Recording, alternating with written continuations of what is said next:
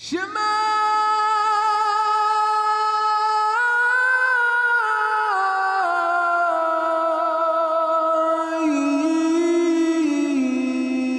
Israel. Hope you enjoy this next study. My name's Dee. This is my wife, Millie. So if you like what you see, subscribe and hit the notification bell. And if you wish to reach out to us, you can email us at devotedtoyah@gmail.com.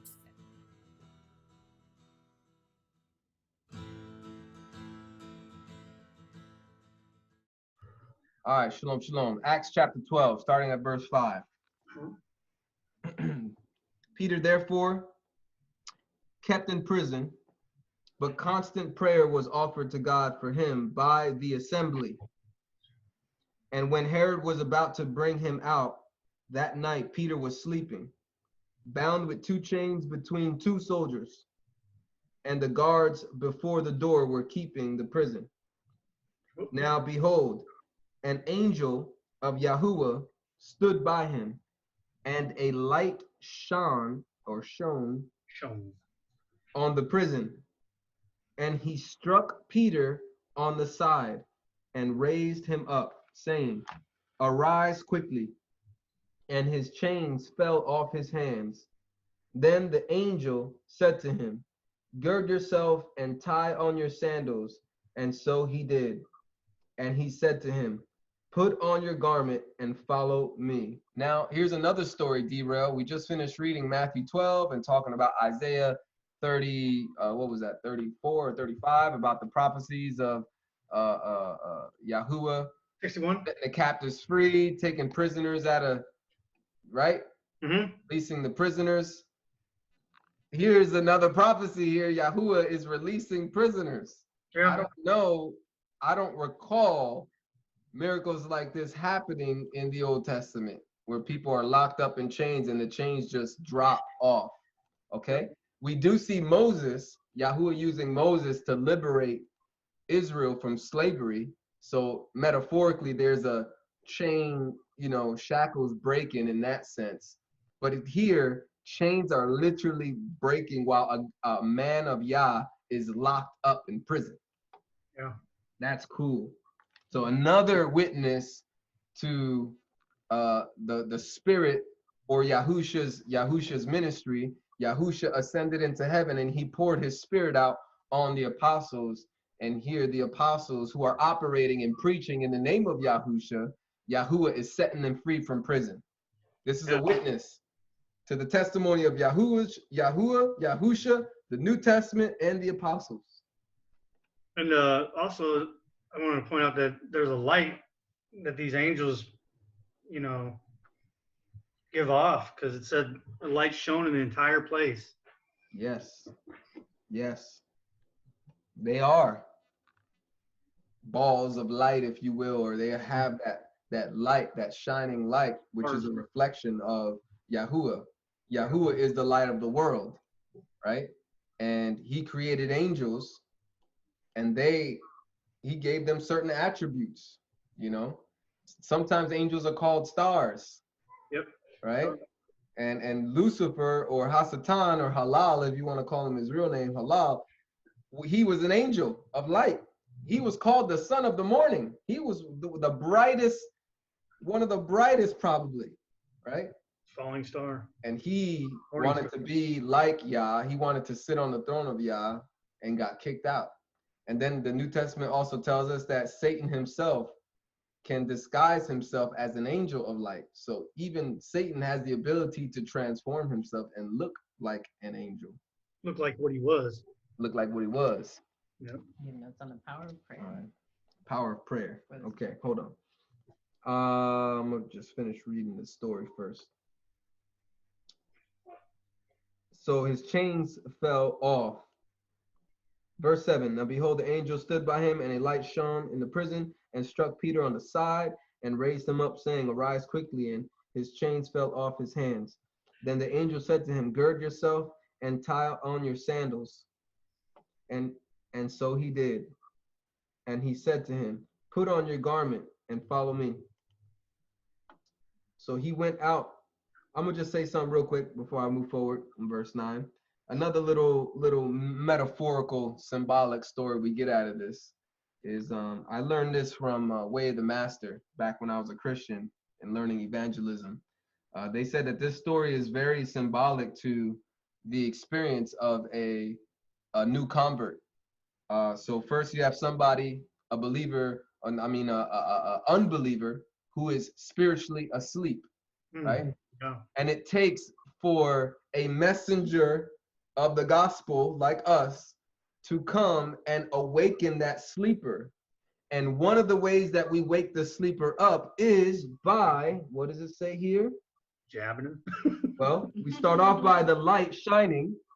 So the message that we preach, but also striking them on the side. Yep. Just like Yahushua was. Yeah. Striking them on the side. That hurts when you get struck on the side. It's painful. So part of us preaching the gospel is we have to preach the part that hurts, which is the judgment, the sin, and the condemnation that people are all under. You need to hear the bad news first in order to appreciate the good news. Beautiful. That's so I always thought that was a really cool lesson I learned. And that's when the chains fall off. That's when the chains fall off, my brother. When people receive that message, right? Yeah. If they're like, nah, I'm not waking up. What if Paul's like, get off me. Stop touching me.